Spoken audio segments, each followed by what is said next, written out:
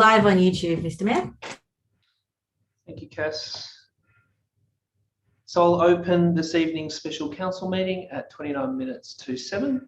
It's the 30th of June 2021. Nala, City of Bayswater, Kartajin, Balapa Nunga Bujabarajin, Wajak Mort Nunga Mort, Borias Kurakura, Borias Yeye Ba, Borias Bordawanwa. I'd like to acknowledge the traditional custodians of the land upon which we're meeting this evening, the Wajak people of the Noongar Nation, and pay my respects to elders past, present and emerging. Item 3, announcements. There are no announcements, so we'll move to item 4, attendance. Everyone who is listed as attending is here. Also, Councillor Johnson, who is officially on leave, welcome. Thanks for joining us this evening. Leave of absence, also Councillor Gray is on leave. No apologies that I'm aware of. So I'll just double check with the CEO, no apologies, no, thank you. So we'll move to item 5, disclosures of interest. If you have an interest to disclose, please raise your hands. Councillor Clark. Thank you, Mayor. I just wanted to disclose 2 impartiality interests. I'm a member of the Bayswater Bowls Club, and in relation to the Bayswater Morley Cricket Club, one of the management committee members is a family friend of ours. Thank you for that. Any other interests, councillors? No other interests? So we'll move to item 6, public question time. I have quite a few questions actually that have come through in writing, which I will go through now.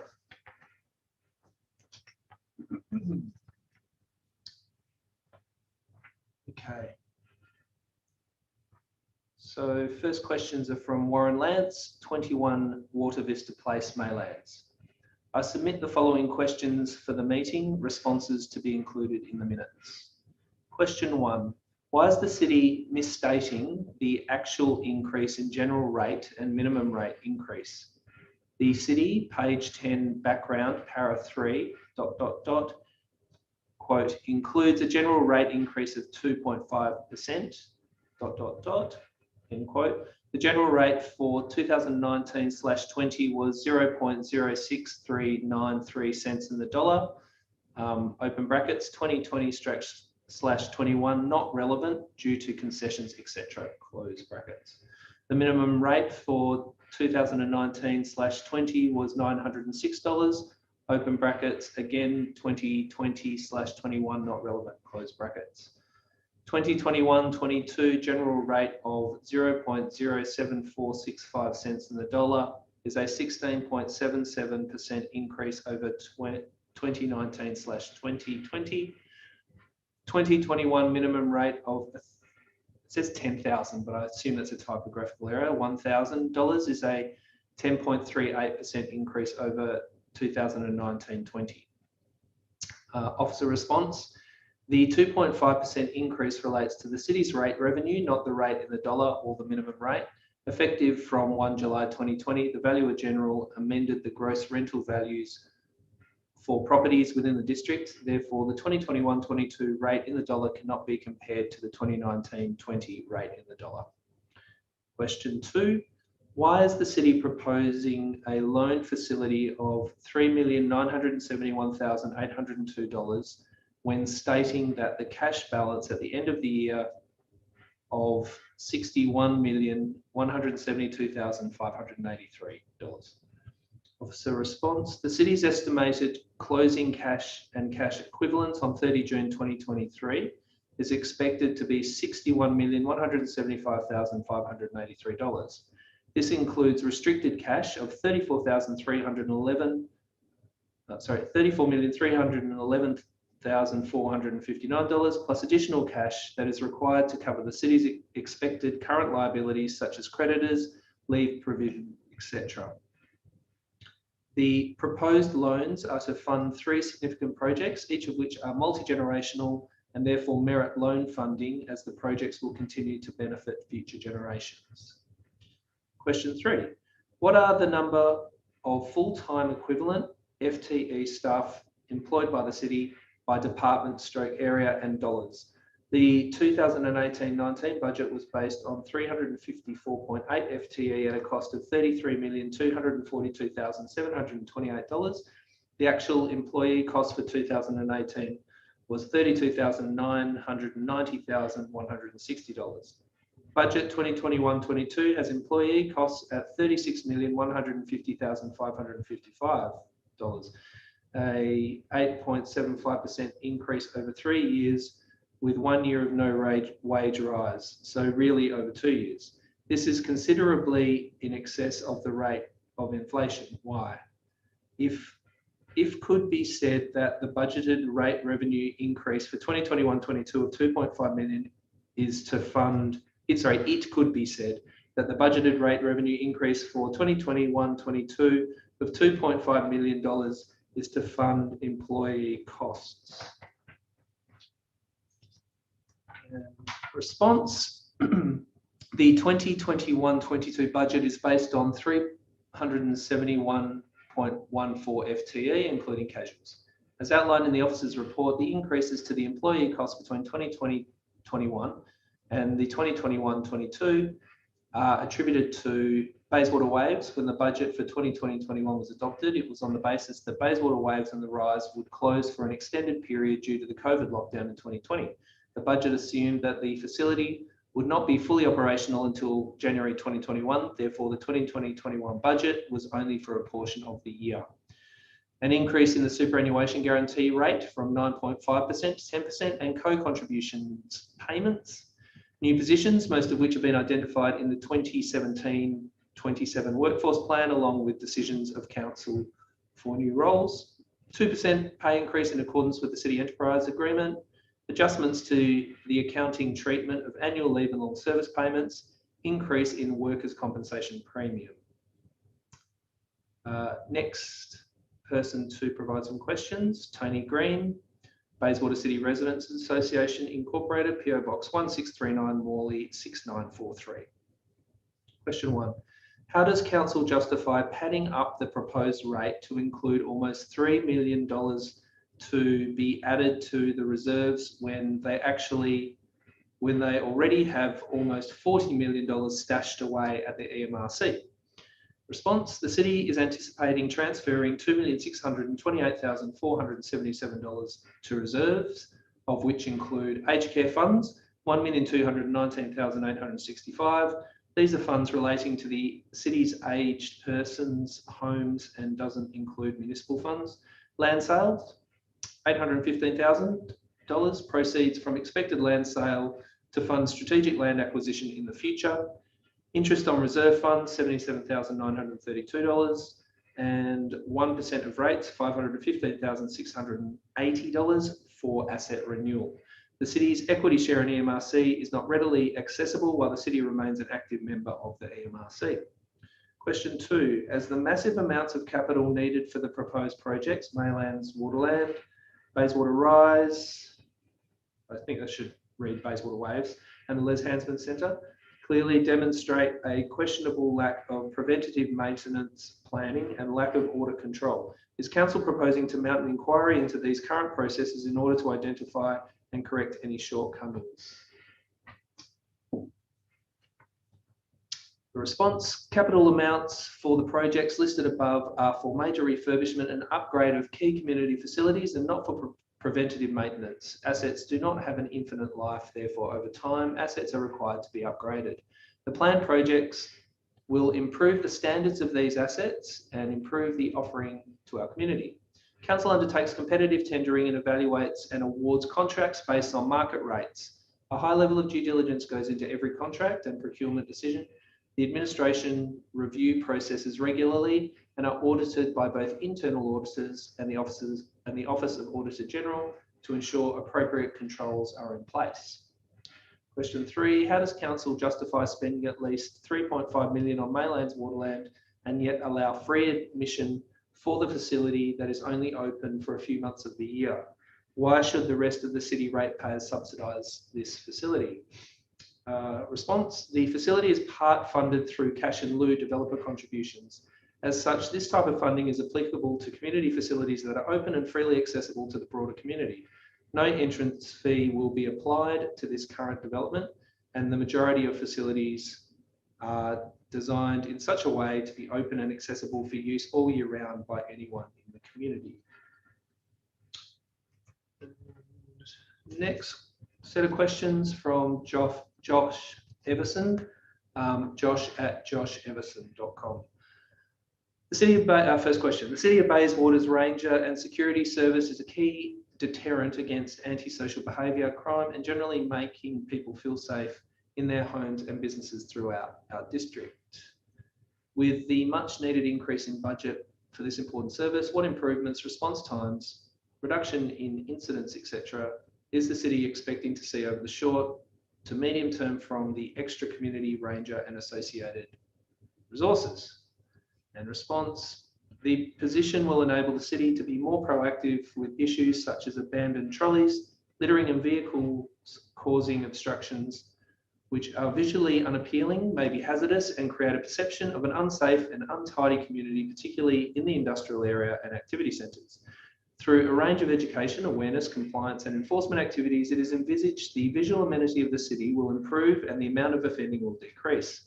The Rangers and Security Branch respond to 16,048 tasks. The Rangers and Security Branch responded to 16,048 tasks in the current financial year, and it is anticipated the above proactive approach will enable other officers to concentrate on the reactive functions, which include attending tasks, patrolling crime and antisocial hotspots, and ensuring compliance with local laws. Question 2, it's encouraging for small business and the broader community to see some funding of the Morley Streetscape works. A long time coming and still a lot more to do in our regional centre, with train stations being built nearby and the upcoming plans which will be formed as part of those. Full funding for detailed design would be the best possible outcome. Is the City confident that the current funding of $150,000 towards the detailed design will provide the required positive impact across the entire Morley Activity Centre? Is this a loud enough statement to kickstart this important regional centre? Response, the $150,000 will fund the development of detailed streetscape plans for key streets within the Morley Activity Centre, being Bishop and Progress Street. The plans will inform the required works for the greening and activation of these streets. This is in addition to the current refurbishment of the Morley Sport and Recreation Centre and the $250,000 in the draft budget to develop detailed concept options for the redevelopment of the Les Hansman Community Centre, which together will act as a catalyst for the rejuvenation of the Morley Centre. Last set of questions are from Michael Emond of Maylands, 6052. First question, I'm concerned that the City management is not learning to live within the means at their disposal. Why is the City proposing to borrow funds when it has more than adequate funds in reserves to fund these maintenance type projects? Response, the proposed loans are to fund three significant projects, each of which are multi-generational and therefore merit loan funding, as the projects will continue to benefit future generations. The City has a history of low or no borrowings, and given current low interest rates, it is deemed financially prudent to access borrowings rather than to draw down on reserves. Of the City's forecast reserves at the end of 21-22, of 34.3 million, approximately 6.8 million are available and not restricted for other uses. For example, aged persons reserve balance is approximately 17 million and is restricted to the independent living units and residential care facilities owned and managed by the City. Question 2, in total, how many additional permanent roles is City management proposing in the new budget, and why does the City management deem it necessary to increase headcount? Was it anticipated in the long-term plan? In response, the 2021-22 budget includes 9.85 FTEs, of which 3.5 positions are intended to be permanent and the remainder are fixed-term appointments to undertake specific projects. Of these positions, most were identified in the 2017-27 workforce plan, with the remainder identified by Council to deliver services or projects. Several of the new positions are required to implement strategies endorsed by Council, such are the Health Promotion Officer, 1 FTE, and the Community Development RAT Officer, 0.1 FTE. The Tree Planting Crew, 3 FTE, will allow the City to bring tree planting in-house without outsourcing to contractors. While there will be some initial setup costs in the first year, this decision will enable the city's Parks and Gardens team to plant up to triple the number of street trees over the next 5 years within the allocated budget. Third question, when state employees, as well as most private sector employees, have had their pay packets frozen or cut, how does the city management justify allocating a 2% salary increase to personnel in addition to the legislated increase to superannuation? Response: in 2020-21, city employees voted to defer their enterprise agreement a 2% salary increase to help contribute to keeping costs low. The 2% proposed increase in 21-22 is consistent with the city's enterprise agreement. They are all the questions. Thank you for those who sent them in.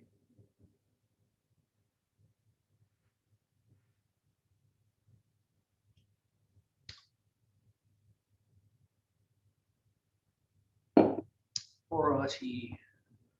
Now move to item 7, presentations, petitions. Any petitions, councillors? No petitions. Deputations. Are there any deputations, Mr. CEO? None? No, I didn't think so. Thank you. So we'll now move to item 8.1, adoption of the 2021-22 budget, which I will move, and I'll ask if there is a seconder. Thank you, Deputy Mayor. Okay. I'd like to start by saying how proud I am to be part of the City of Bayswater community. For over a year now, we have been dealing with the effects of COVID-19, and as a community, we have pulled together, looked after our neighbours, and supported our local businesses. Now, for a third time this year, we are in the midst of a lockdown. There will continue to be times of uncertainty ahead, and the priority will always be to keep the West Australian community safe. But I understand the measures we have to take to do this have a financial and emotional impact on many people. We can take solace in the fact the WA economy is strong, and as much of a cliche as it has become, we really are in this together, and we will get through it together. I know we are capable of dealing with what lies ahead, and we have proven this by our actions over the past year. In response to the initial impacts of COVID-19 in 2020, we substantially increased our capital works budget. This included the adoption of a $5.09 million local economic and social stimulus package, which was designed to fast-track major projects to boost our local economy and support community organisations. We also honoured our commitment made at the start of the COVID-19 crisis to not increase rates. While a 0% rate increase cushioned the impact of the pandemic, unfortunately, it's not sustainable. This year, the city will increase rate revenue by 2.5%. 1% of the 2.5% rate increase will be set aside so we can make necessary future upgrades to our ageing assets. Improving our buildings and facilities for future generations is important, so we need to start saving today. This is responsible financial management and ensures we don't pass a financial burden onto the next generation. And the remaining 1.5% is aligned with CPI. Our strong financial management has put us in a position where we can repay a loan over a number of years. So we will also borrow up to $4 million to deliver the redevelopment of facilities our community needs. This includes projects that are at the heart of our community and were started as part of last year's budget. The Morley Sport and Recreation Centre, Maylands Waterlands, and Bayswater Waves. The redevelopment of Morley Sport and Recreation Centre includes a new building that will house a contemporary sports hall with a multifaceted roof and large glass windows sheltered by screens to allow for uninterrupted play on the new courts and views of the surrounding area. This facility will cement Morley's position as a strategic metropolitan centre and was initiated by a $2 million grant from the state government. The redevelopment of the popular Maylands Waterland will see water play areas for small children and families inspired by local native flora and fauna. Stage 1 of the redevelopment will be open and free for the community to enjoy in time for Christmas school holidays. Improvements to Bayswater Waves include the refurbishment of the 25-metre lap pool, plant room, and inside and outdoor change rooms. There will also be accessibility upgrades thanks to a $500,000 thanks to $500,000 in funding the city secured from the federal government. The City of Bayswater, along with various levels of government worldwide, are facing challenges in order to adapt to climate change. And it is something we take seriously as a council and a community.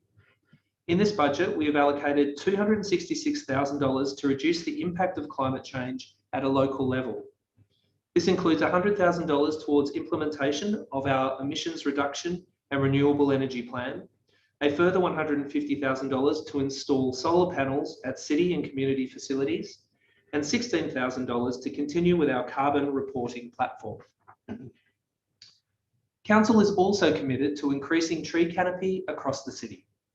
Increasing our tree canopy counters the heat island effect by providing much needed shade as well as habitat for local wildlife.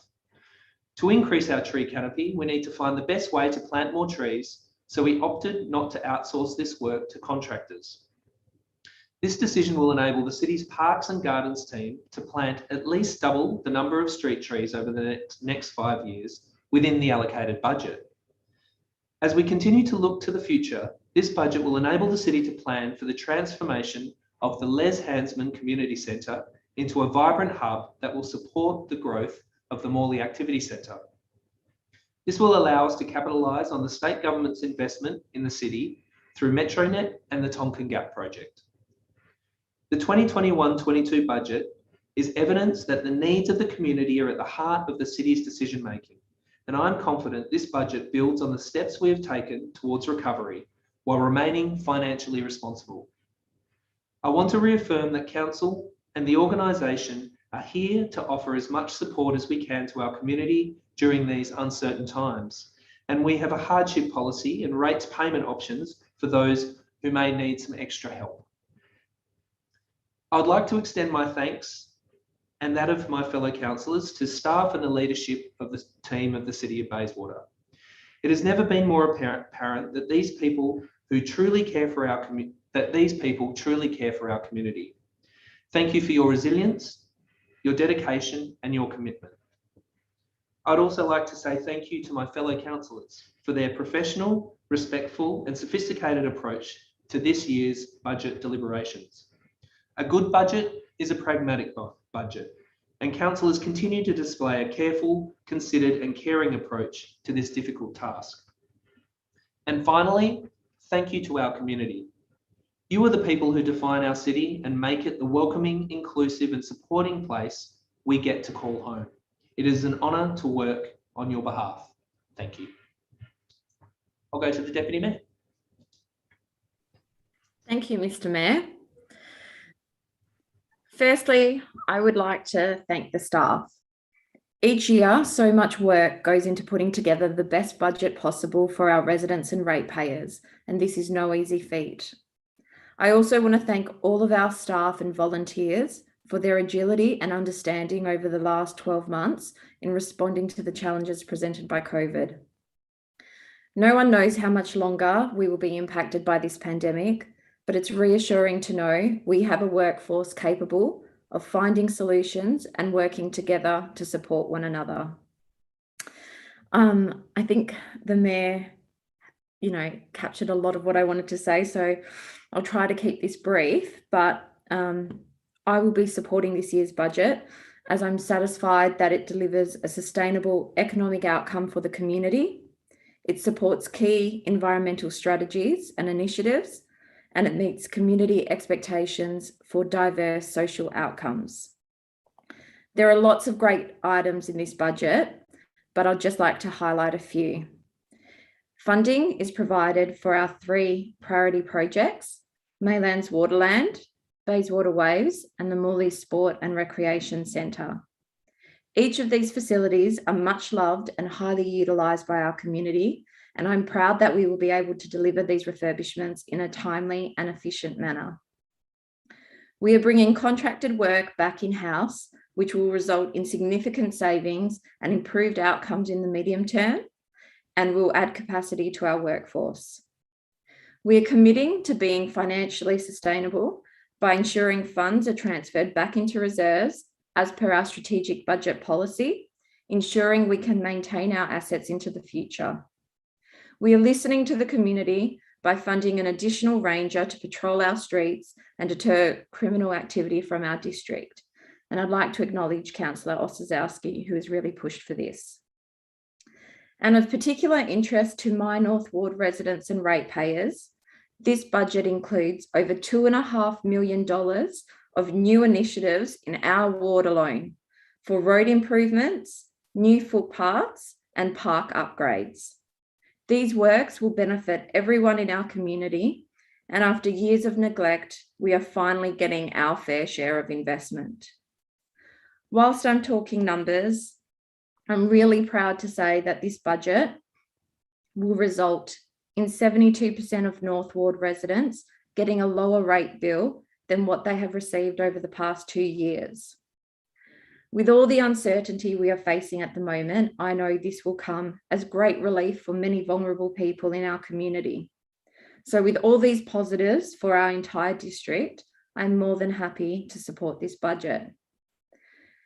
Before I conclude, I just want to acknowledge my fellow councillors for their work and commitment to producing a fair, sustainable and caring budget.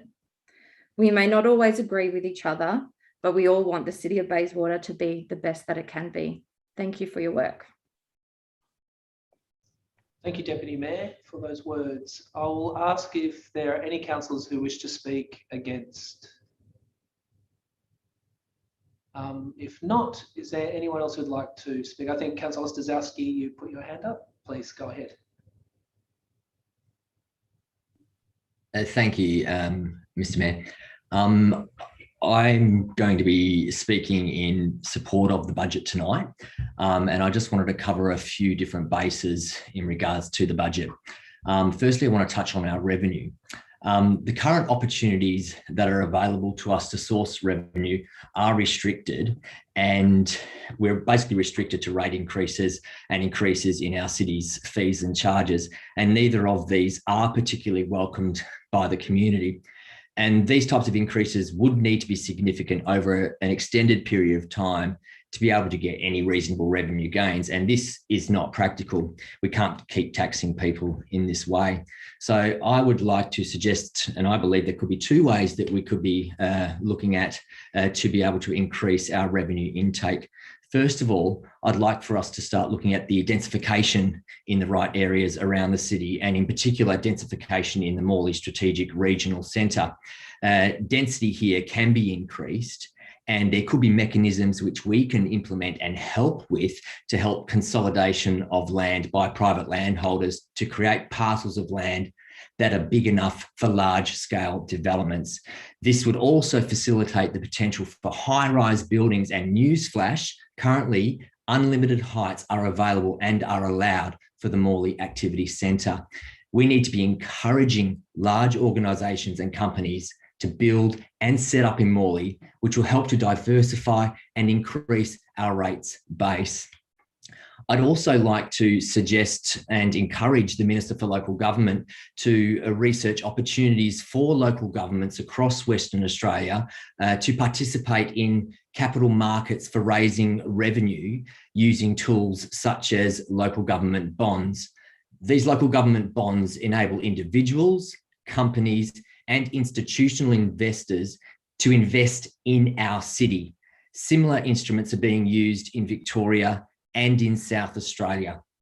Australia is a young, rich, developed country with great credit worthiness. Why not empower our local governments to access the world of money that is out there, which is ready and waiting to be invested in our area?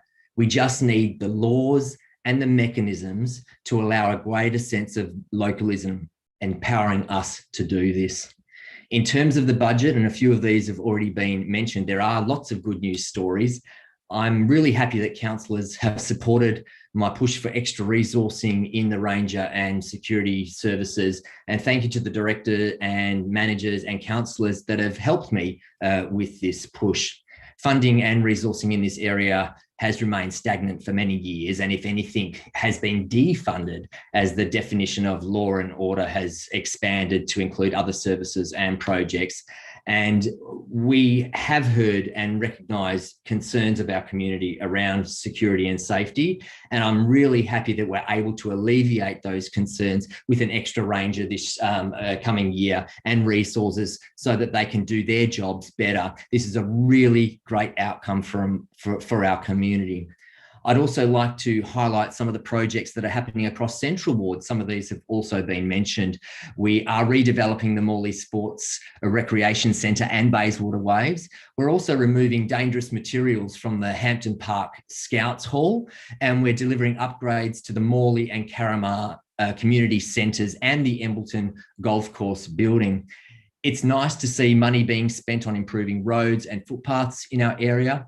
And we're also going to see improvements and updates to parks like Arbour Park and Horton Reserve. These places are going to be awesome areas of public open space. Morley Library is also going to be receiving some upgrades, and Morley will be receiving lighting upgrades, which should hopefully further help improve safety in the area. Supporting the local economy and supporting our local businesses and job creation, I believe, is really critical at the moment. So I think it's great that we are spending some funds on a business growth and economic development plan and implementing part of our destination marketing strategy. We're also going to prepare a detailed design for the Les Hansman project, which was mentioned earlier, which in a few years' time will transform the heart of Morley. We really are getting Morley onto the map, and we are investing in this area to make it an attractive place to visit, work, play, and live. I'm also proud to have pushed over the last 6 months on getting funding for the detailed design for the Morley Streetscape Plan.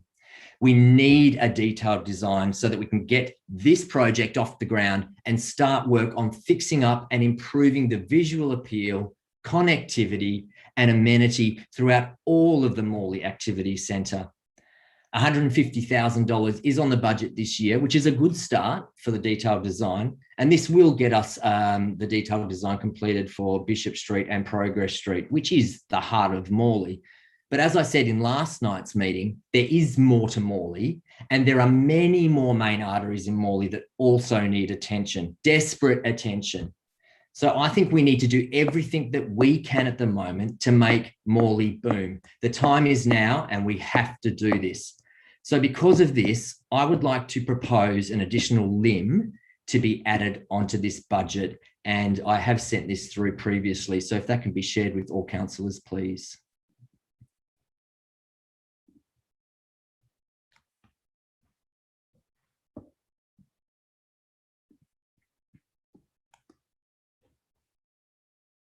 And would you like me to read that out, Mr. Mayor? Sure. An additional limb to the budget this year, requesting the CEO to provide a report to Council at the July 2021 Ordinary Council meeting, identifying appropriate reserve funding or other project cost savings to fund an additional $125,000 towards the full detailed design for the Morley Streetscape Plan.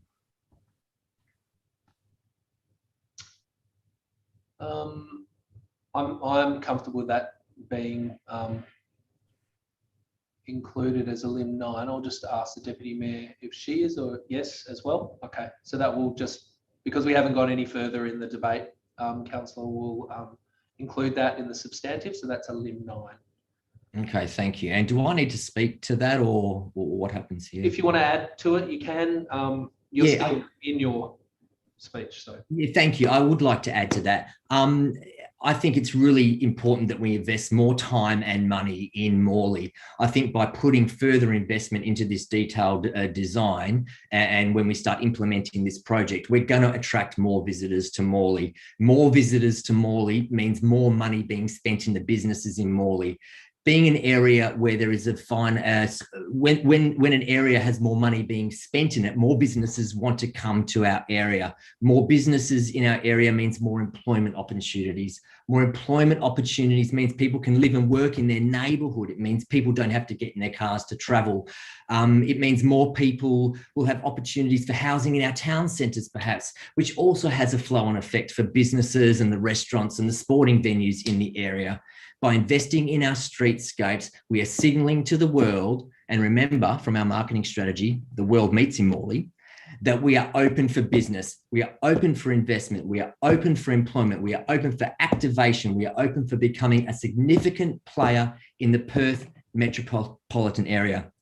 This allows us to further explore development and densification opportunities, which will increase our rate base. It'll lift the value of our land holdings. It'll lift everyone up. It builds on pride and it builds on the love for our area.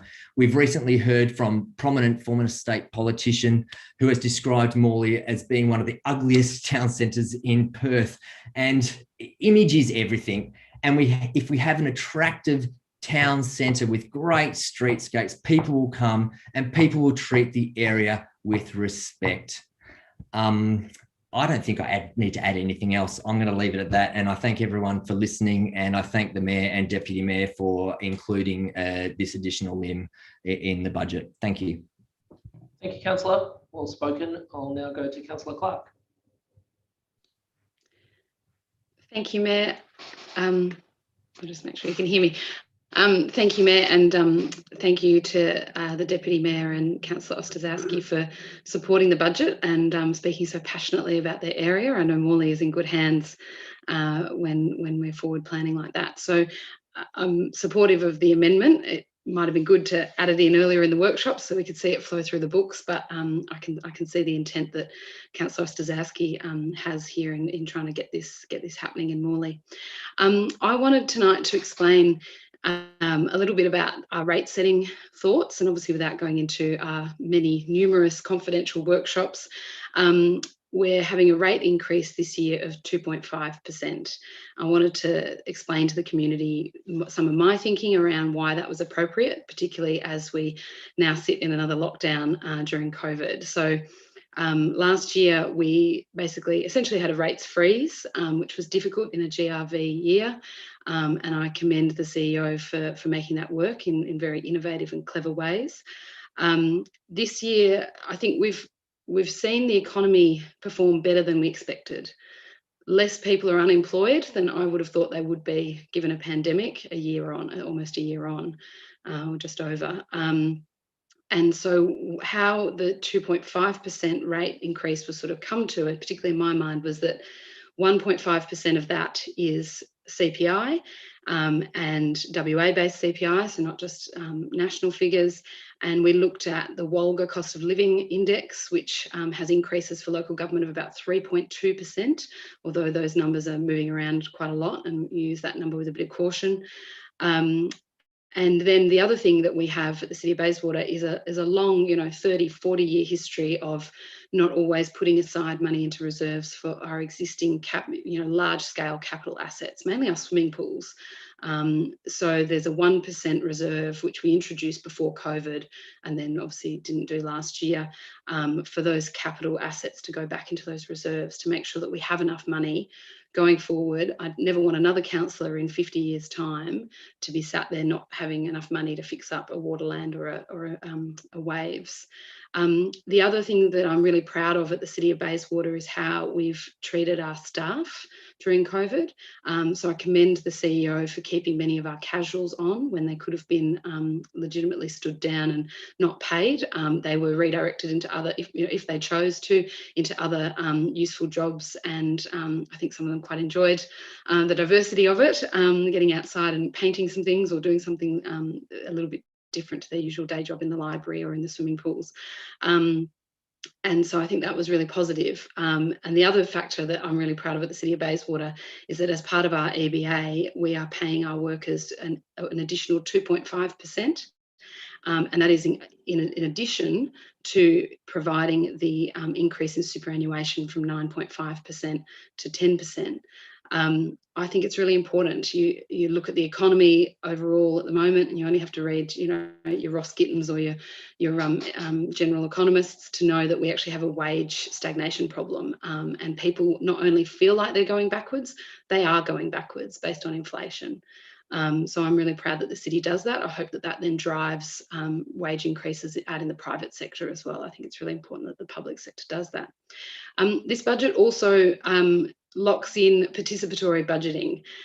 We deferred it from last year, but the idea of participatory budgeting, that a representative group of, last time we did it was about 40 local residents, sit down and work through our budget and give us detailed feedback on what they want, how they want us to tax. I've said before, it's not a magic pudding. Just when you take a slice out and spend it somewhere, it doesn't magically reappear. It has to come from somewhere. It has to be taxed. It has to be borrowed. If it comes out of our reserves, that's fine, but we've only got finite reserves. So I'm pleased that we'll be doing that again, and that's embedded into our processes, that every second year we'll go back to the community and say, how do you actually want us to budget? How do you want us to tax? I know there's been some concerns raised around borrowing, and the city has had a long history of being almost completely debt-free.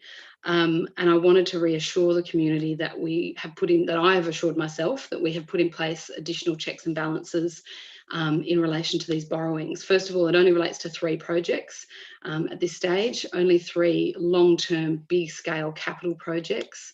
We'll end up having low interest rates based on what's happening at the moment.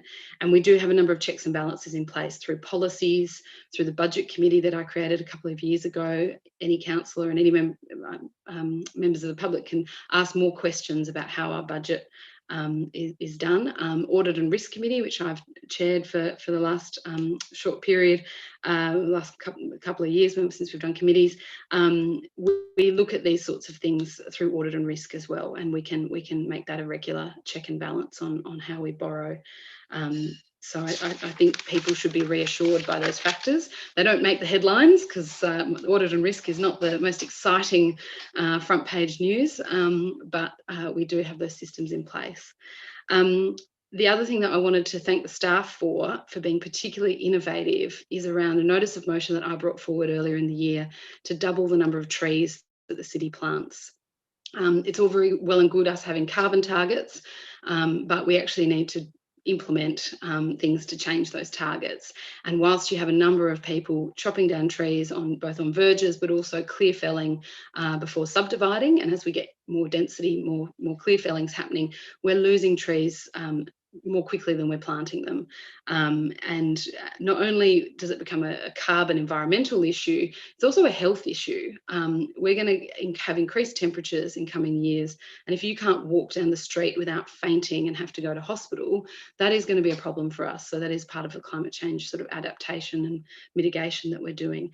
And what was incredibly pleasing was, after being told it would cost $500,000 to implement, which is a lot of money, it's more than a 1% rate increase, the city has thought about it innovatively and has worked out that we can actually almost up to triple the number of trees over the next 5 years by insourcing some of that. And I think that's something that is really useful to look at, something that councils should be looking at more. I look at a number of different councils' approach on labour hire, and I think we need to seriously consider how, as a governing body of a council, how we treat secure work. And whilst there are instances where it might be useful, other times I think actually you're better off making sure that your workers have secure work. And the other thing is on the trees is that we'll be reporting annually on that. So we've sort of essentially created a baseline. Every year you'll be able to see that we're planting more of them and hopefully less of them dying. There's also a number of items in the budget around FOGO, around essentially composting run by councils. And over the longer term, we will actually start to see more savings on FOGO. It has an initial cost, but as gate fees for landfill increase, we are going in early compared to many other WA councils, and I'm really proud of that. There's a reserve, and we've had some funds come back from the EMRC as well. And just to comment upon the EMRC, I know there's obviously a lot of change, and the City of Belmont's chosen to leave, but the EMRC works when there's economies of scale. in waste economics. And so some of the projects there, I would encourage people to look at those and actually have a think about the waste economics that that goes on there. And I think we get good value as being a contributing member to the MRC. A couple of local commitments. I haven't divided it up by ward, but I did want to acknowledge that I had a number of local community groups and residents raise particular requests with me, and I think people don't realise that they have the power to do this. They can actually ask for something and we can try and deliver it. I had a number of sporting groups ask for more women's change rooms. I think this is an issue that the state government is grappling with through the sports department. That as more women are engaging in community sport and club-based sport, they're having to share their change rooms, and it's you know, it just sounds a bit chaotic, really. So at Upper Hillcrest Reserve, there'll be some transportable short-term women's change rooms for the sporting facilities there, and it's one step towards us actually, I think, probably having to go to the state government and ask for some additional funds in that space across the board. The other sort of local request that stands out is I had a number of residents at Claughton Reserve raise with me that the space down there. It is a beautiful space. If you haven't been down there, it's down by the river, and there's a lot of tree planting that we do down there. And people have asked in particular for exercise equipment, which is in the budget. I've had other requests around lighting and how do we manage some of the Tonkin project down there as well. There's also, I think, given the Bayswater train station is upon us and the construction is big, the scale of it is huge. It's good to see that we have on our budget $50,000 for destination marketing, and I'm flagging to this council that we are going to need more activation of Bayswater to support those local businesses over the next 3 or 4 years. Again, the staff were very innovative in looking at Birtwright Park, seeing that there were a number of different groups that wanted particular things and coming up with a concept plan, so it all fitted together, and that is in the budget. So we'll see around Bayswater Library some improvements there. I moved a motion a while ago about no empty shops and improving various shopping precincts, particularly around Bedford. I have, for some reason, I get less emails from Bedford than I do Bayswater, but one of the things that came out was they wanted some of their shops rejuvenated and refurbished, and so there's $61,000 on the budget for that. Our bowls clubs are well looked after. There's a number of initiatives, some of them quite small, but I think make a big difference in older bowls clubs, in the Bayswater Bowls Club, Morley Bowls Club and Bedford Bowls Club. Ellis House has a new $58,000 new studio design, and I was lucky enough to be down at Ellis House when they open exhibitions with huge regularity. They're very, very quick, and hear from a number of their committee members what they wanted in a studio design at the back there. So hopefully we can work with them on that. Environment House has got some money, and just in conclusion, I was very pleased to see there's $9,000 on the budget to celebrate International Women's Day. And when I introduced a local Women's Leadership Award a couple of years ago, I was told, based on funds, it would have to be as part of the Australia Day Awards. I said, that's fine, let's just start off with an award. And I'd like to thank the Mayor for pushing really hard for making sure that important milestone is recognised at the City of Bayswater, that not only have we renamed a park after Nellie Tant, our first female councillor, but we're also going to annually celebrate International Women's Day. So I'd like to commend this budget. I think it reflects the diversity of our community. I think it delivers for our community, and I hope all councillors support it. Thank you, councillor, for those words. Are there any other councillors who wish to speak on this item? Yes, Councillor Mckenna. Okay, hope you can hear me. Good. This will be my last budget, and I'm thankful for that. My local government career is coming to an end. I'd like to open up by thanking our staff. I think they've done a tremendous job, and to Andrew, Des, sitting, I can see you there, Doug, who hasn't said a word yet in the last 2 nights, and George, who haven't seen his face there, but I know he's listening. And of course, I've got Sheik, who's doing the IT, and Cassandra in the background there. Lorraine, who's new to us. Thank you for the work you've done over, just getting us online tonight, but in the work you've done for this budget. And it is, being my last budget, there are a few things I do need to say, and I'm supporting the budget 100%, Mr. Mayor. It's just to some of the things that I'm really proud about coming through in this budget. It goes to a point saying that the City of Bayswater were the first under Mayor John D'Orazio to introduce security patrols. First in the state. Everyone laughed at us at the time. Now it's a standard in local government. And I'm pleased, Stephen, you've, through the workshops coming in this budget, we're building on those with our security and ranger services. It's now, people can't think of local governments without providing, these type of security services, but we were the first to introduce that, and it was a bold step made many years ago, and I was happy to be a part of that. We really didn't know how it was going to work, but it was our ratepayers who said we need this, we want it, and it's glad to see we continue to improve on it, and we're always trying to get it better. It provides that little peace of mind for all our ratepayers out there to know that we do have our security and ranger service who do a fantastic job out there and who are contactable. A little over 5 years ago, I took a deputation when I was mayor up to Parliament House, and in that deputation, we had representatives from the rugby club, we had representatives from the YMCA, the Scouts movement, and of course the basketball. And I spoke to them there, said, guys, you have to unite if you want to see anything happen at Pat O'Hara Reserve for this building. And we then spoke to the leader of the opposition, which was Mark McGowan. And Mark came into that meeting, spoke to us and said, what do you want? And the people sort of united, said, this is what Morley needs. And with much credit when he was elected, and in particular to our local member who's now a minister, Minister Amber Jo Sanderson, who came forward and they gave us the catalyst to get that several $1 million, which the council have obviously put in a lot more money to get it to fruition. But as you drive past there now, you can see the basketball courts going up, and it is on the move. But it was a little bit of long-term planning back in 2016 where we got that up and running, and the current council has continued to push that forward. There was stories last night too, when it was a missed opportunity. The $1.1 million to $1.4 million to put the library in would have been great to put it down there. But again, we just, funds are always a problem. We had a previous Shire clerk, Kevin Lang, who said there's not too many problems that money can't fix.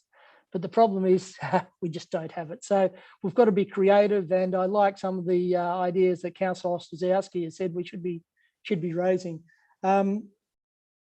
The thing I remember over the last 30 years, and we're building on now, the Morley Sport and Rec Centre had just started when I first come on council in 1991.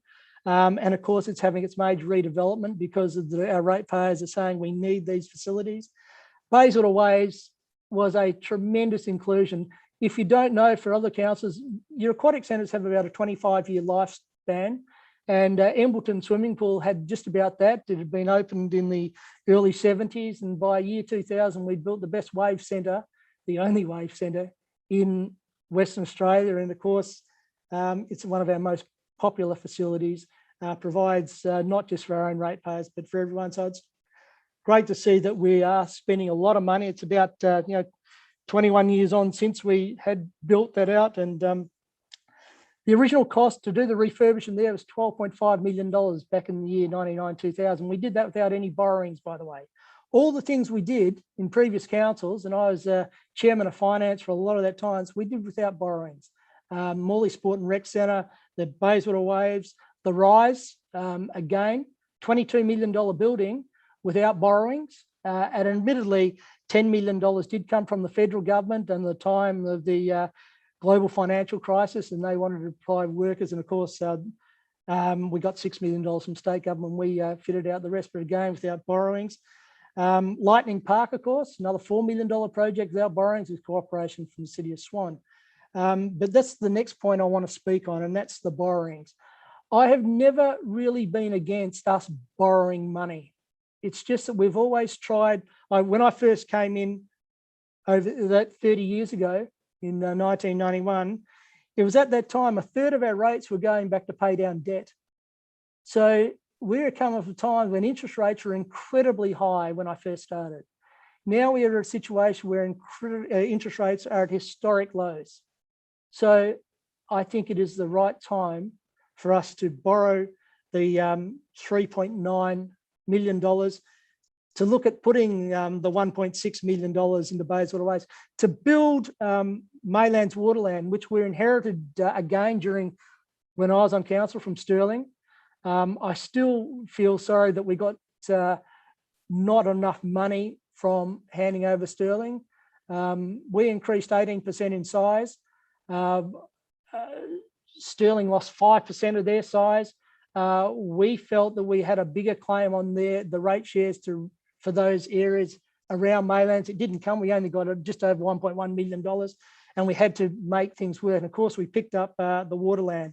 It's taken this time. Well, while we have built the Rise at $22 million, it's taken this time to do Waterland, and it is going to be a great facility. And I think, and I thank Councillor Peterson-Pick for really being doggedly saying we need to upgrade this facility. We all knew that, we just didn't have the money. It is now time, and it's happening. It's going to be one of the things I can say, I walk away, well, yes, we do have to borrow money, $775,000 in this budget. But again, interest rates are low. I simply ask future councils, when you get the chance, try and pay back this $3.9 million that we're trying to borrow. They are going to be generational. They're going to be lasting for a long period of time. And I believe it's fair that we do pass it on to, down the track a little bit, 10 more budgets, 5 more budgets, or whatever we take, because those facilities are going to be great facilities. So I do leave my last budget with approving some borrowings, let's say just under $4 million. I'm quite happy to do that.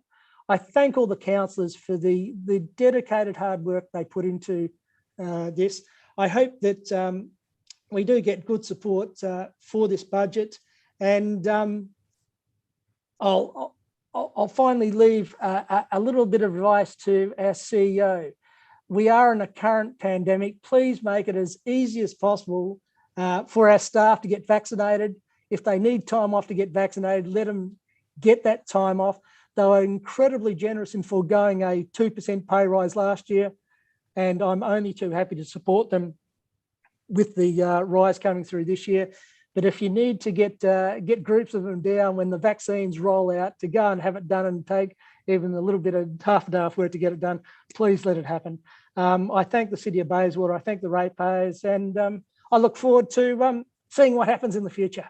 Thanks, Mr. Mayor. Thank you, Councillor. Well spoken. Thank you for those comments. I'll ask any other councillors wish to speak on this item. Councillor Palmer.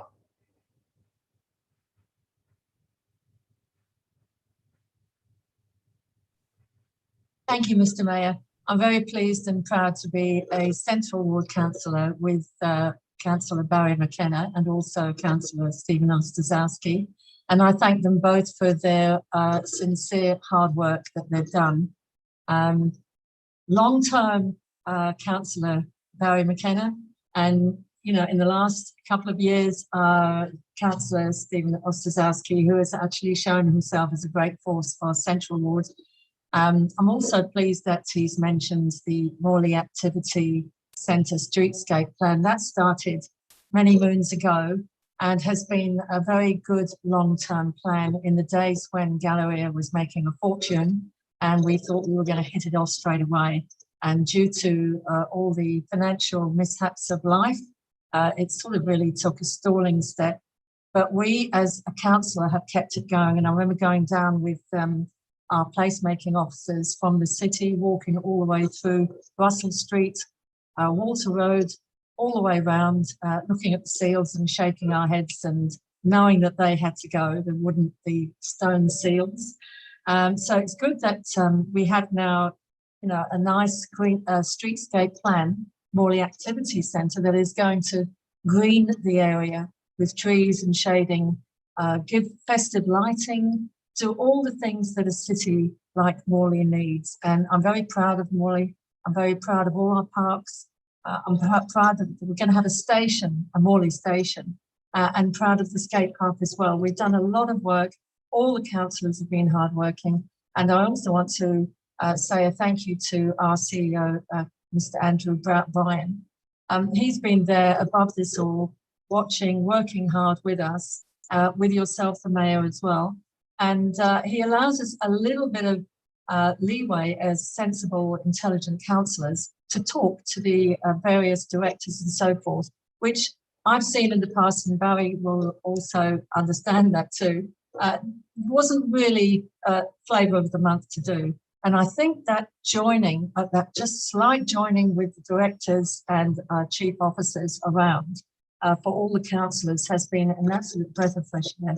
And I think that's why the hard work and all the meetings we've had during the budget have allowed a successful, clever budget, intelligent working, smart thinking of borrowings, and very balanced. And I thank you all very much. Thank you. That's it. Thank you, Councillor, for those comments. Councillor Earhart.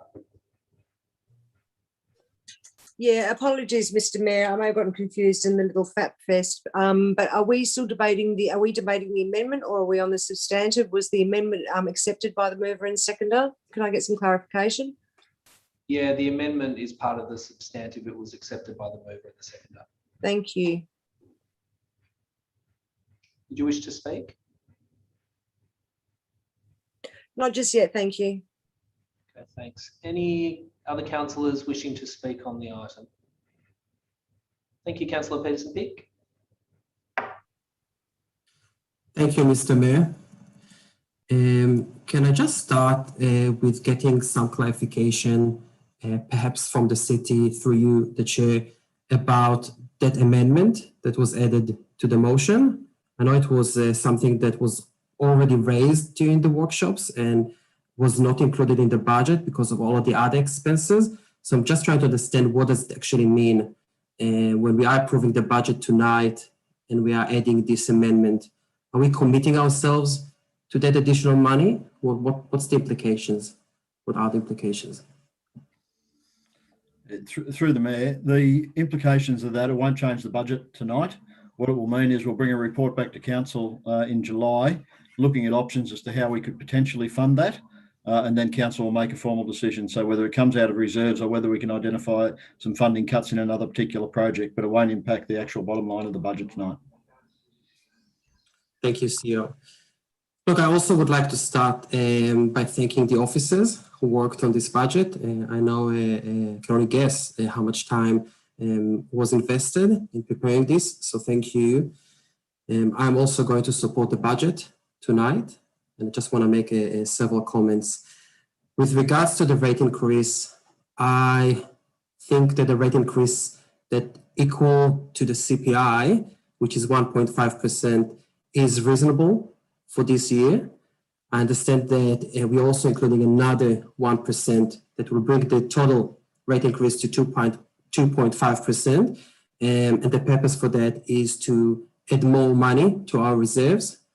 And in light of the situation that last year we did not increase the rates and we did pull so much money from the reserves, I think it is reasonable that we are going to transfer some money back, so we have it ready if something happens. I also would like to stress where we started from.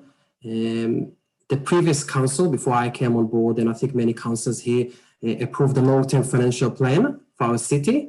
And that contemplated 3.5% rate increase for most years, including this year. So when we started the deliberations, we started from 3.5%.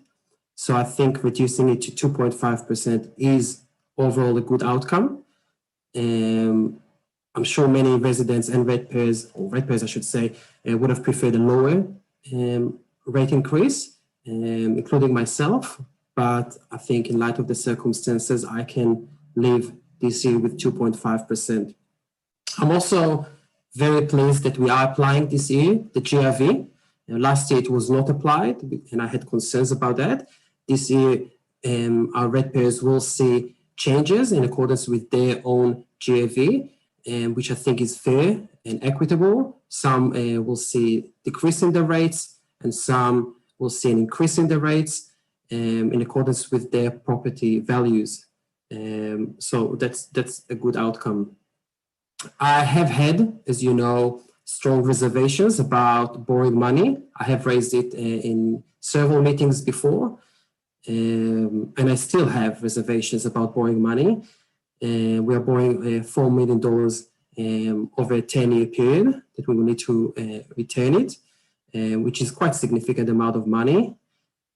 After receiving quite a lot of information from the city about it, I reached the conclusion, from my point of view, that there isn't much choice. We have 3 significant projects already happening in the city of Bayswater: the Morley Rec and Sport the Morley Rec and Sport Centre, Manage Woodland and Bayswater Waves. They're already happening. I don't think deferring them or postponing them makes any sense at this stage. For me, generally, borrowing money is not a positive sign for a financially sustainable council. This is why I had reservations. I prefer to see a local government that saves towards those outcomes. But the truth, and we need to say that the previous councils deferred the decisions on those big projects. And whilst they deferred the decisions, they did not at the same time put some money aside. And I am proud of this council that we have made the big decisions during the last few years on each one of those projects, and they were big decisions. And we are committing ourselves now to progress them slowly for our residents. So I'm proud of that. And this is one of the reasons why I'm supporting borrowing money. And I also see an advantage by doing that. That will tie future councils to provide the funds for those important projects. And instead of, let's say, spend the money on other less necessary projects. So I would like to ensure that the money does go to those facilities. I do hope that we are not opening the door to borrow more money in future unless we really, really need it. I know that stage 2 of Bayswater Waves will come in a few years, and that will require several more $1 million. So I hope that we can slowly put money aside for that project, and perhaps look into the option that we briefly discussed, the option of borrowing money from our reserves. So we are not going to lose the interest to the banks, and instead we will put the interest back to the reserves. That might be a better option in the future. Overall, as some already mentioned, there are lots of great improvements in the budget in all parts of the city, in all wards, new footpaths, upgrades to community centers and other city assets, more street lighting, budget for trees, upgrading our playgrounds, more money for our town centers that will support our businesses. So I think the budget is a positive one, and I'm happy to support it. Thank you, Councillor, for those comments. Councillor Johnson. Thank you, Mayor. I need to make a declaration of interest, please. Sorry, late in the piece. There's impartial interest on this item. I'm a member of Ellis House and Environment House, both mentioned in the report, and I've provided that declaration of interest through to the officers already.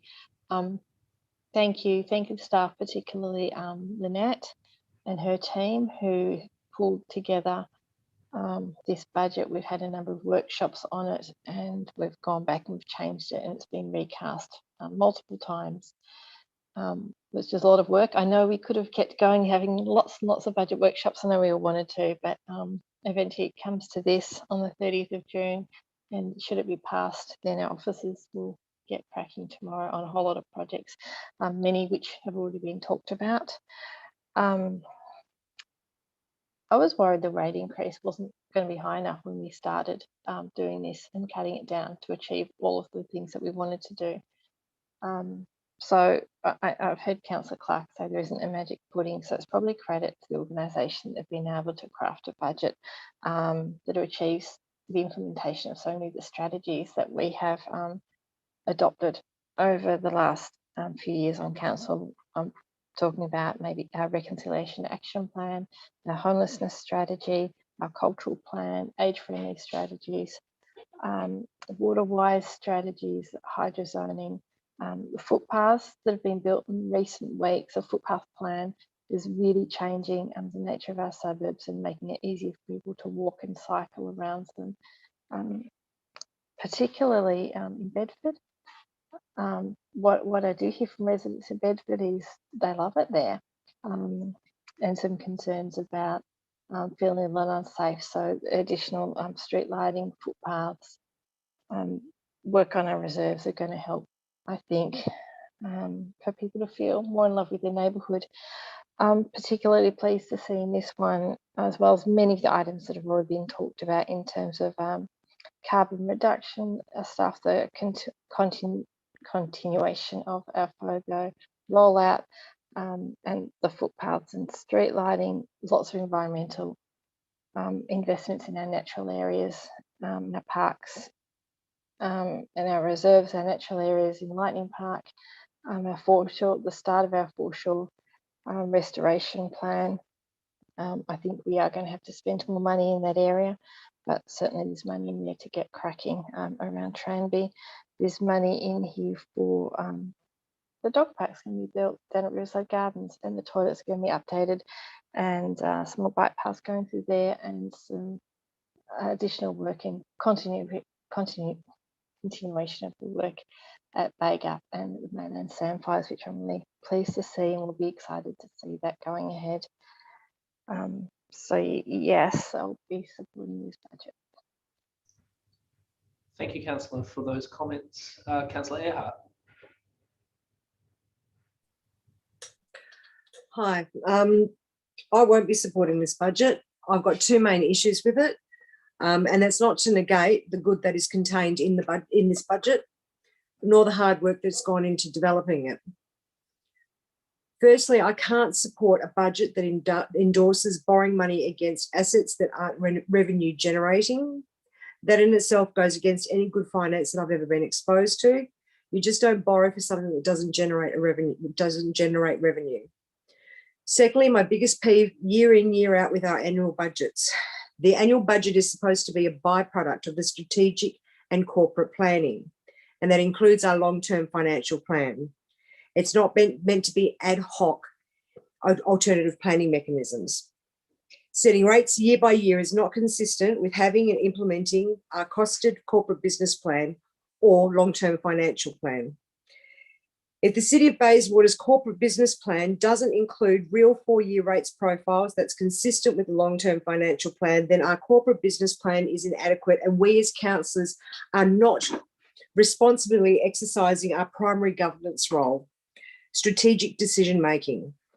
Similarly, if we adopt a rates profile, then reconsider that from scratch with every budget, it's not worth the paper it's written on. We've got a recently adopted strategic community plan with no accompanying long-term financial plan, and a corporate business plan without any robust 4-year budget forecast or rates profiling. Neither document clearly shows what will be delivered. There are multiple strategies referred to, and if you add them all up, we can't possibly ever afford or manage it. That effectively means that we're making our prioritisation and resource allocation decisions year by year on an annual budget, which exactly is what the integrated planning and reporting system was designed to stop.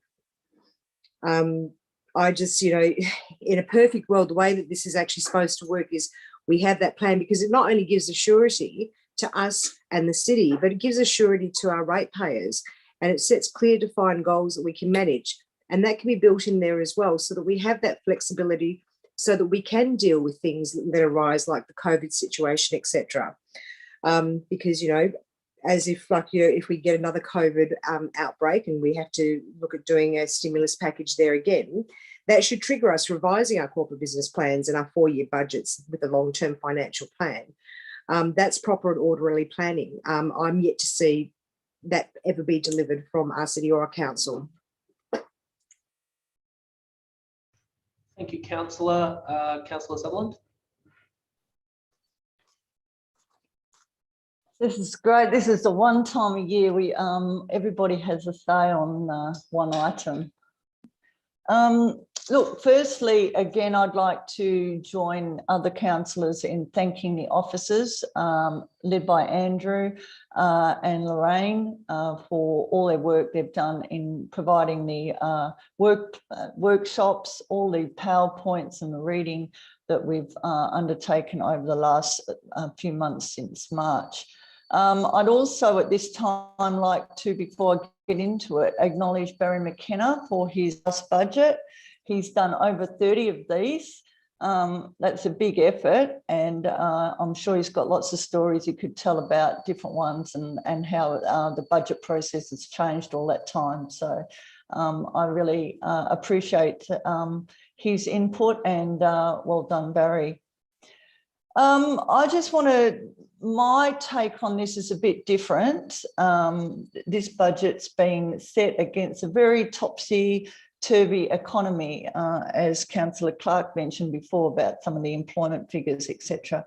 Up until this week or late last week, our economy was growing despite COVID-19, mainly because of our mining and agricultural industry. Our unemployment rate had gone down below 5%, and more importantly, our underemployment rate, which is very important, was coming down under 7% for the first time in ages. And again, as Councillor Clark said, who would have thought that? Because we all thought it was going to go upwards once JobKeeper and JobSeeker had gone, and the opposite had happened.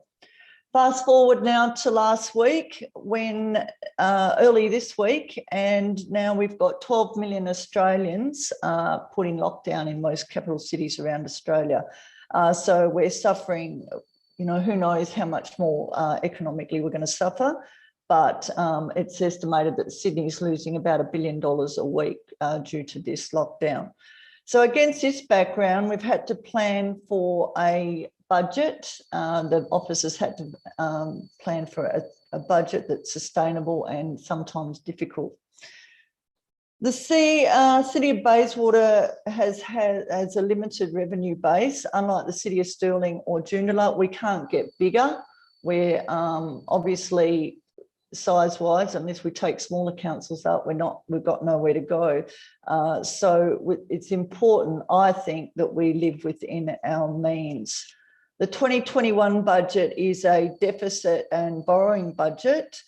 Currently, our long-term financial plan that started in 2017 and it's going till 2027, we estimated that the rate revenue would be based on an average yearly rate increase of between 3% and 4% rate a year. And obviously this hasn't happened for several years now, and COVID-19 has put a spanner in that works, as well as some other factors. As such, we're around $3 million deficit, although the borrowings I don't have a problem with, because they're for three great initiatives, much loved things such as Maylands Waterland, the Bayswater Waves and the Morley Sport and Rec, and they are much needed additions to our community. I just would like to say, when the local government review was done by the state government, when we have these long-term financial plans, it would have been good if the state government put in a proviso for local governments to adopt a long-term rating strategy in their long-term financial plan, and then that way ratepayers know what they're in for over the next couple of years or so. The other observation I've made, the city is spending more money on operating costs rather than assets. Programs, and I know a lot has been said about these programs by different councillors, but I'm sure some of you know that my take is a little bit different. Programs such as the town activation, the destinations, etc., and the ever-increasing environmental money that we're spending are nice to see, but in my opinion, are not core to our business or vital when we haven't got that money. They're okay if we've got pots of money. The other bugbear for me, and it's in the budget as well, again, is the ongoing shift of state government responsibilities. The biggest two we have to deal with, obviously, is the increase in homelessness and providing community housing. The City of Bayswater has encouraged a lot of non-for-profit organisations to come here at minimum costs. And as I said before, most of this is for services around homelessness or community housing. And that's, you know, an important thing. And because we're councillors, we are at the cold front face of that. So we do see that. But in my opinion, the government has had record budgets, record money coming in to the coffers through mining royalties, and have failed miserably in both these areas. The City of Bayswater, again, in my opinion, is not big enough to deal with these issues, and we shouldn't be doing it.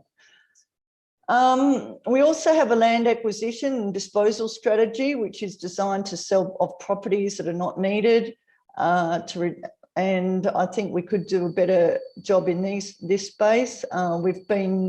Officers have often come back to us and with properties to sell, but we've been giving some of these assets to community groups that don't pay outgoings, and this all adds up to the running of the council. Historically, I think we've made some decisions affecting the budget. Obviously, things like not selling Murtone, buying Carter's land, etc., and of course paying outgoings for community groups have all cost to the council, and this has to be found.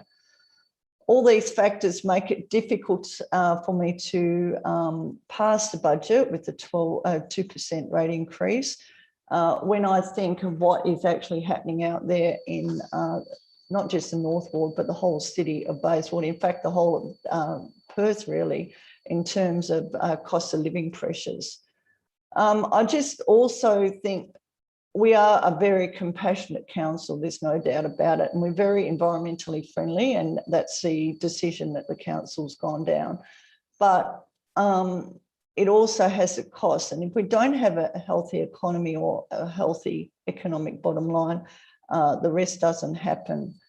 But anyway, they're my opinions on this budget. But there are a lot of things in that budget that are obviously beneficial for the community. My big love is the sport, and it's great to see that that has been spending has increased in all areas. So that's my take on the budget 21. Thank you, Councillor, for those comments. I think all councillors have spoken. I haven't missed anyone, so I will close just by responding to a few comments. Firstly, a general comment. Thanks everyone for providing their views on the budget and the process, their highlights or their concerns. I think it's appreciated by all to hear everyone's views. I definitely appreciate it, and I thank everyone for taking the time to go through this process to do so. In just a couple of comments that were made specifically in terms of community housing, the City of Bayswater has actually been involved with the provision of community housing for decades and only recently exited from that. So that's not actually a new thing that this city has done, and in fact is not on the table that it will do in the future.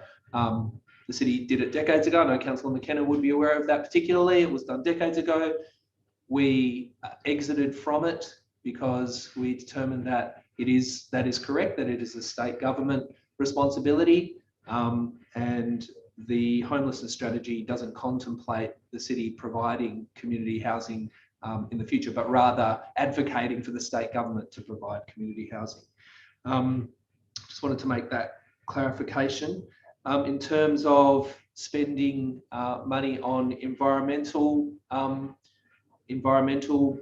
projects, I'll just make a couple of comments around that. We have around 10 to 11 kilometres of river foreshore that is suffering from erosion and from environmental degradation, and it is incumbent on us as a local government to be doing what we can to build resilience along that ecologically sensitive area as part of the Swan and Helena broader regional area.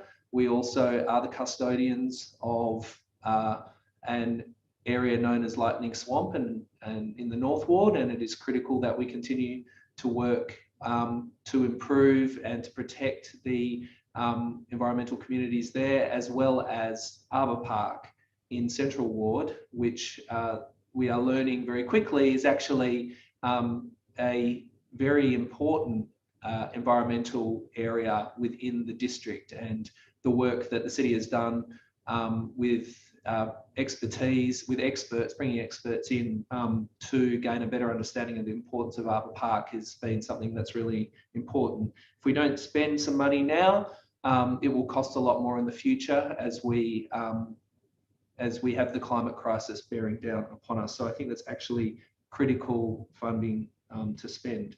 I think it's a point well made that recent budgets haven't followed the long-term financial plan and to the letter, although it does still form the basis upon which the city and the organisation drafts the budget.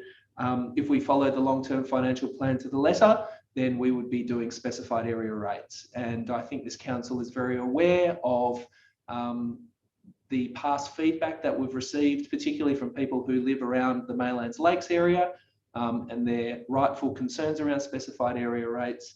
And so I think it has been right for council to not follow the long-term financial plan. And I recall when I first came onto council, I was advised that strategies and policies are critical to the decision-making of and the good governance of a council, but equally it's not a straitjacket. And so where there are times to deviate from that, which are appropriate for the betterment of our district, then we should do that. So I'm comfortable. The other thing is we have a new long-term financial plan that will be coming through, and I look forward to finalising that with councillors in the coming months. A couple of other points and then I'll wrap up. Councillor Ostaszewski, thank you for making the point around the limited options that local governments have in terms of funding sources. I think another funding source that's worth having a discussion around is the federal government assistance grants, the FA grants. Over the course of the last 30 years, the amount as a percentage of the whole federal budget has eroded by around 50%.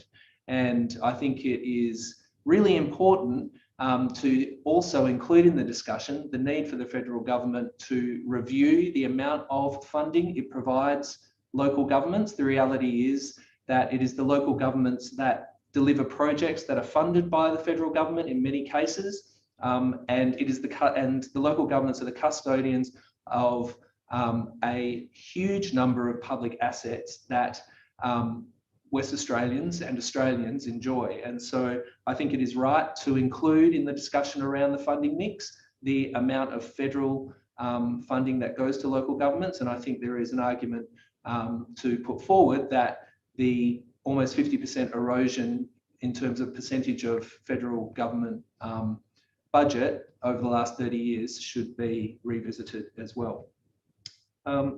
Two more things. I will like to just reiterate the fantastic work that the staff, CEO, director, manager, and the rest of the staff have done in working towards putting this budget together. There are leaders within our organisation that make it happen, but it is also a team effort across the entire organisation.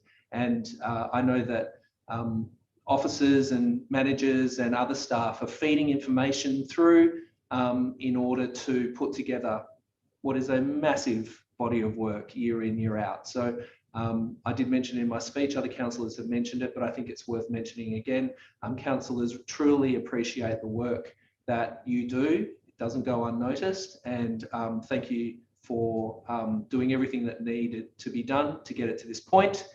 If this budget is adopted, then I know there's work that starts tomorrow in terms of the rates notices and the other information, disseminating information, and then gearing up new projects as well. So thank you. Finally, comments from Councillor Mckenna. I just personally would like to say thank you and congratulations to Councillor Mckenna. A huge number of budgets that have helped to keep this place sustainable and to support our local community. This is your last budget, and I would like to say thank you for all of the contributions that you have made over the course of the last 30 years to deliver this important piece of work year in, year out. It does support our local community. I know how much you love your local community, both through the district, but most particularly your Central Ward communities that you represent. I know they will miss you, and I know councillors here will miss you at future budget deliberations as well. So thank you. And I'll close it there. And now what we will do is put the officer's recommendation plus Lim 9. We'll put that to the vote all at once. All those in favour, please raise your hands and hold them up. That is Councillor Mckenna, myself, Deputy Mayor, Councillor Palmer, Councillor Clark, Councillor Ostaszowski, Councillor Johnson, and Councillor Peterson-Pick. I think I've got everyone there. I say, and Councillor McKenna, yes. Those against, please raise your hands. That's Councillor Earhart and Councillor Sutherland. So the budget is adopted. Thank you, everyone. So now we move to, that's it. 8.1 is the only item. So I will close the meeting at 8:02.